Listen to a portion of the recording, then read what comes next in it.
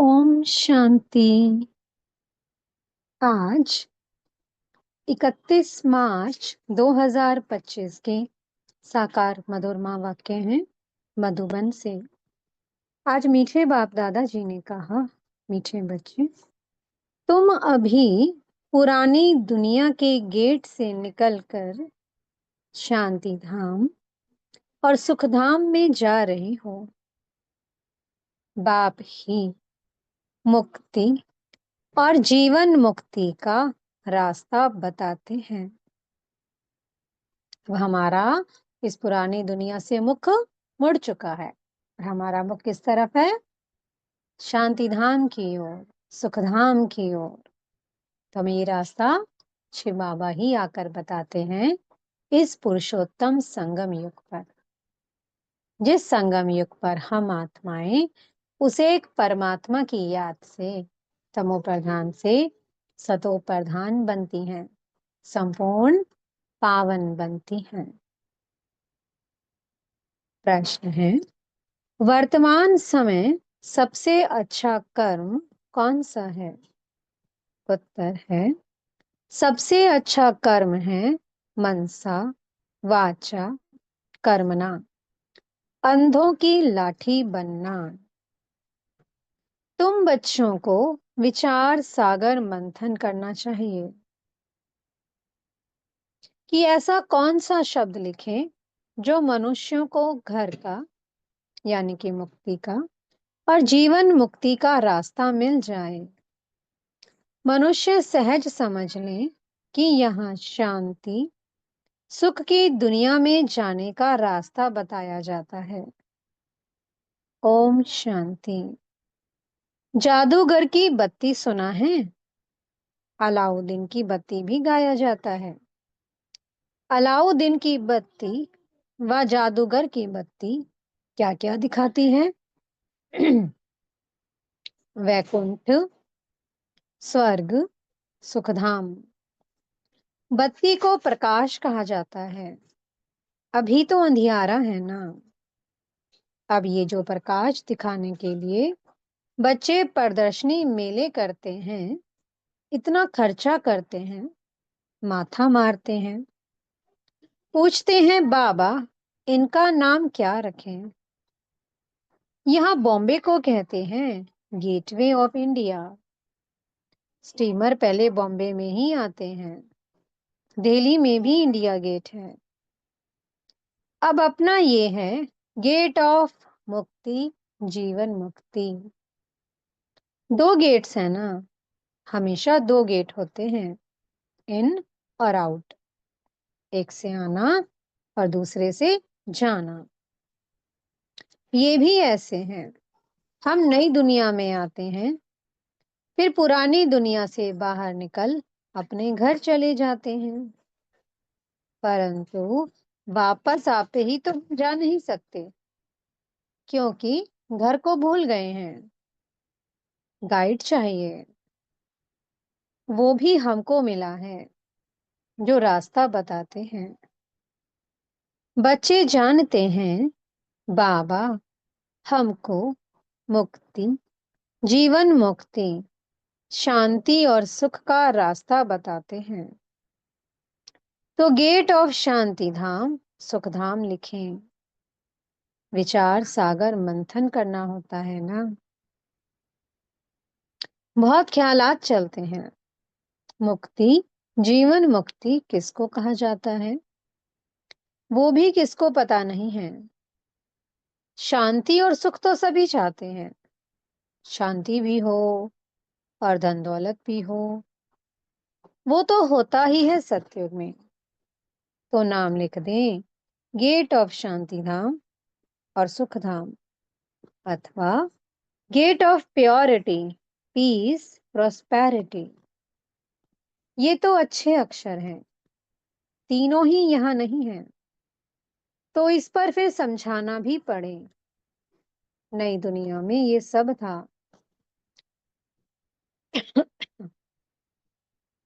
नई दुनिया की स्थापना करने वाला है पतित पावन, गॉड फादर। तो जरूर हमको इस पुरानी दुनिया से निकल घर जाना पड़े। तो ये गेट हुआ ना, प्योरिटी, पीस, प्रोस्पेरिटी का। बाबा को ये नाम अच्छा लगता है। अब वास्तव में उसकी ओपनिंग तो शिव बाबा करते हैं, परंतु हम ब्राह्मणों द्वारा कराते हैं। दुनिया में ओपनिंग सेरेमनी तो बहुत होती रहती है ना। कोई हॉस्पिटल की करेंगे, कोई यूनिवर्सिटी की करेंगे। ये तो एक ही बार होती है और इस समय ही होती है। तो इसलिए विचार किया जाता है। बच्चों ने लिखा, ब्रह्मा बाबा आकर उद्घाटन करें। बाप दादा दोनों को बुलाएं। बाप कहते हैं, तुम बाहर कहीं जा नहीं सकते, उद्घाटन करने के लिए जाएं। विवेक नहीं कहता, कायदा नहीं है, ये तो कोई भी खोल सकते हैं। अखबार में भी पढ़ेगा, प्रजापिता, ब्रह्मा कुमार कुमारियां। ये नाम भी बड़ा अच्छा है ना। प्रजापिता तो सबका बाप हो गया, वह कोई कम है क्या। और फिर बाप खुद सेरेमनी कराते हैं। करण करावन हार है ना। बुद्धि में रहना चाहिए ना, हम स्वर्ग की स्थापना कर रहे हैं। तो कितना पुरुषार्थ कर श्रीमत पर चलना चाहिए। वर्तमान समय, मनसा, वाचा, कर्मणा। सबसे अच्छा कर्म तो एक ही है, अंधों की लाठी बनना, यानी कि सबको रास्ता बताना, घर का, स्वर्ग का। वाणी के द्वारा सेवा कर सकते हैं हम, कर्मों के द्वारा कर सकते हैं, और मनसा भी कर सकते हैं, सबको सकाश दे सकते हैं। गाते भी हैं, हे प्रभु अंधों की लाठी।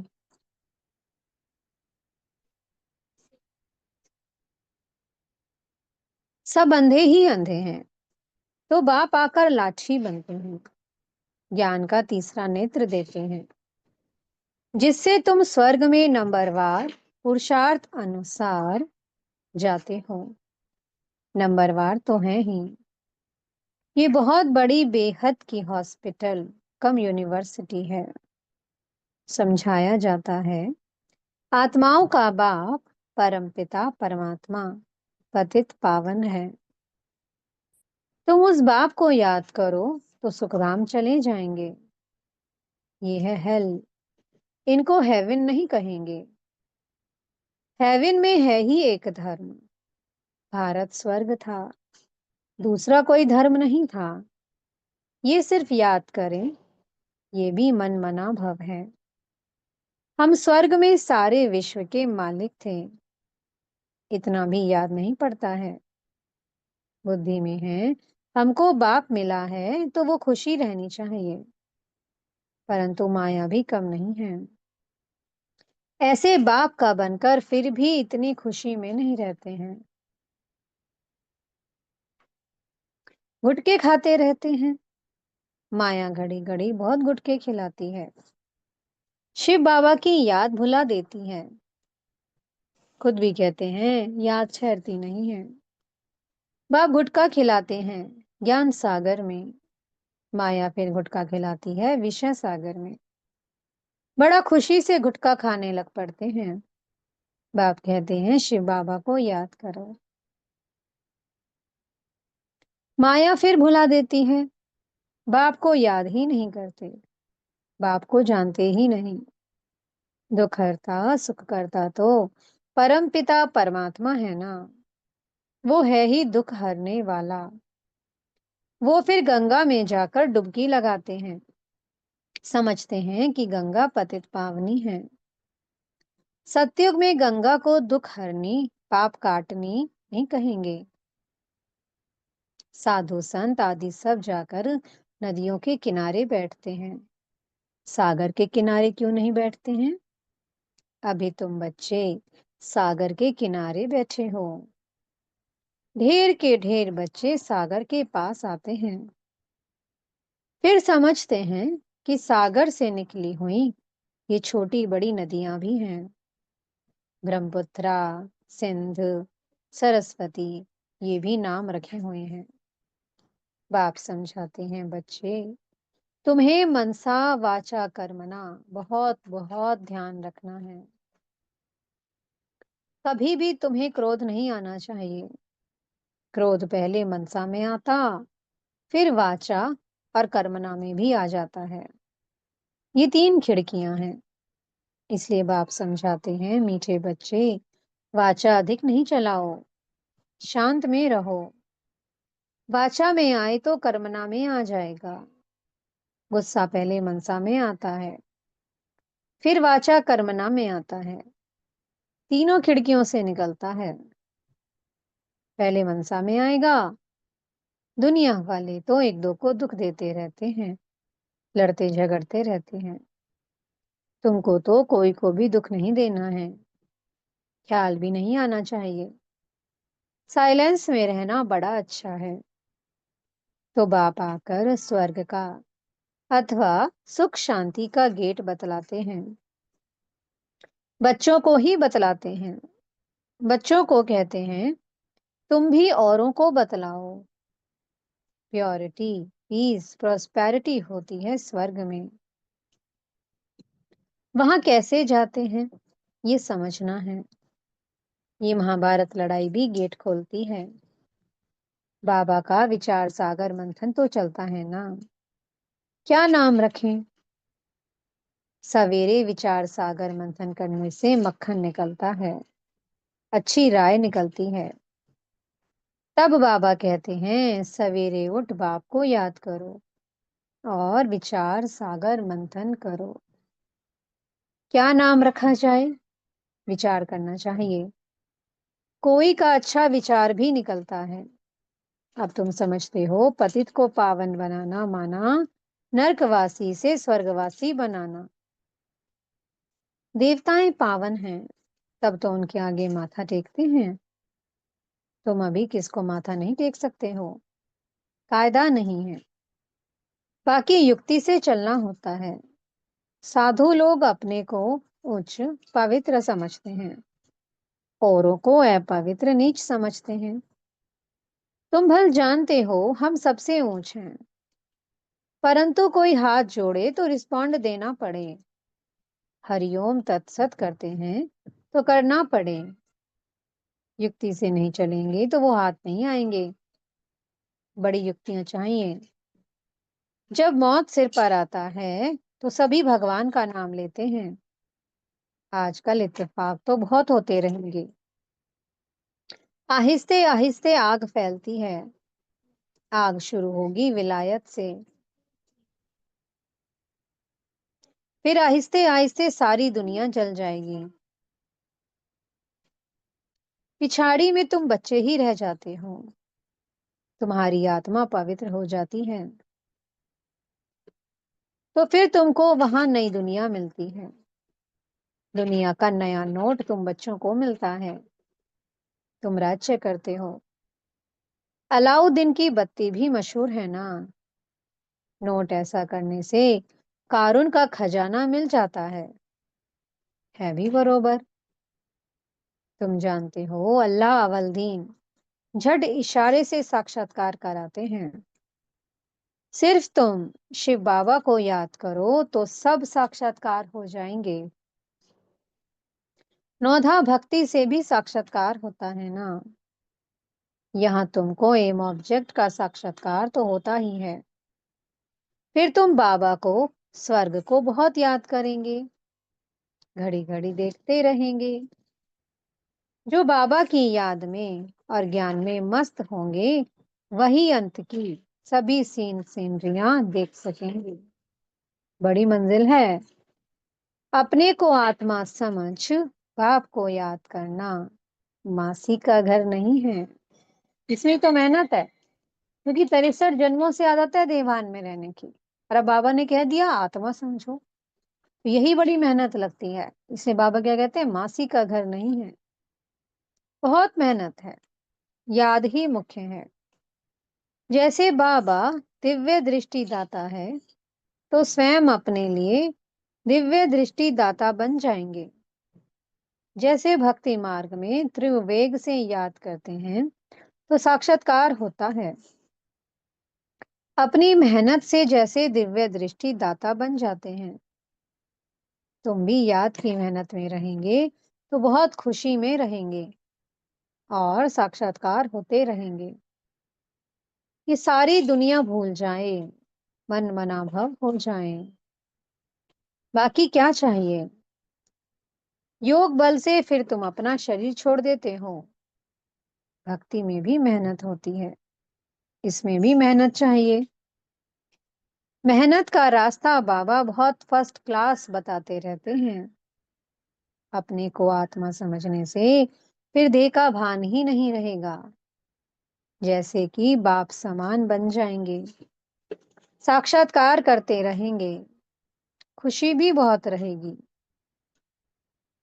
रिजल्ट सारी पिछाड़ी की गाई हुई है। अपने नाम रूप से भी न्यारा होना है, तो फिर दूसरे के नाम रूप को याद करने से क्या हालत होगी। नॉलेज तो बहुत सहज है। प्राचीन भारत का योग जो है, जादू उसमें है। कौन सा है भारत का प्राचीन योग? राजयोग। बाबा ने समझाया है, ब्रह्म ज्ञानी भी ऐसे शरीर छोड़ते हैं। हम आत्मा हैं, परमात्मा में लीन होना है। लीन कोई होते नहीं है ब्रह्म ज्ञानी। बाबा ने देखा है, बैठे बैठे शरीर छोड़ देते हैं। वायुमंडल बड़ा शांत रहता है, सन्नाटा हो जाता है। सन्नाटा भी उनको भासेगा जो ज्ञान मार्ग में होंगे, शांत में रहने वाले होंगे। बाकी कई बच्चे तो अभी बेबियां हैं, घड़ी घड़ी गिर पड़ते हैं। इसमें बहुत बहुत गुप्त मेहनत है। भक्ति मार्ग की मेहनत प्रत्यक्ष होती है। माला फेरो, कोठी में बैठ भक्ति करो। यहाँ तो चलते फिरते तुम याद में रहते हो। कोई को पता पड़ ना सके कि ये राजा ही ले रहे हैं। योग से ही सारा हिसाब किताब चुकतो करना है। ज्ञान से थोड़ी चुकतो होता है। हिसाब किताब चुकतो होगा याद से। कर्म भोग याद से चुकतो होगा। ये है गुप्त। बाबा सब कुछ गुप्त सिखलाते हैं। अच्छा, मीठे मीठे से की लदे बच्चों प्रति माता पिता बाप दादा का याद प्यार और गुड मॉर्निंग। रूहानी बाप की रूहानी बच्चों को नमस्ते। हम रूहानी बच्चों की मीठे मीठे रूहानी बाप दादा जी को बहुत बहुत याद प्यार, गुड मॉर्निंग और नमस्ते। धारणा के लिए मुख्य सार है, पहला पॉइंट, मनसा वाचा कर्मणा, कभी भी क्रोध नहीं करना है। इन तीनों खिड़कियों पर बहुत ध्यान रखना है। वाचा अधिक नहीं चलाना है। एक दो को दुख नहीं देना है।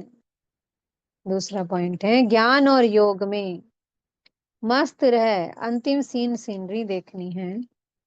अपने व दूसरों के नाम रूप को भूल मैं आत्मा हूँ, इस स्मृति से देवान को समाप्त करना है। मीठे सतगुरु जी वरदान दे रहे हैं, स्नेह के वान द्वारा स्नेह में घायल करने वाले स्नेह और प्राप्ति संपन्न लवलीन आत्मा भव। जैसे लौकिक रीति से कोई किसके स्नेह में लवलीन होता है तो चेहरे से, नैनों से, वाणी से अनुभव होता है कि ये लवलीन है, आशिक है। ऐसे जब स्टेज पर आते हो तो जितना अपने अंदर बाप का स्नेह इमर्ज होगा, उतना ही स्नेह का बाण औरों को भी स्नेह में घायल कर देगा।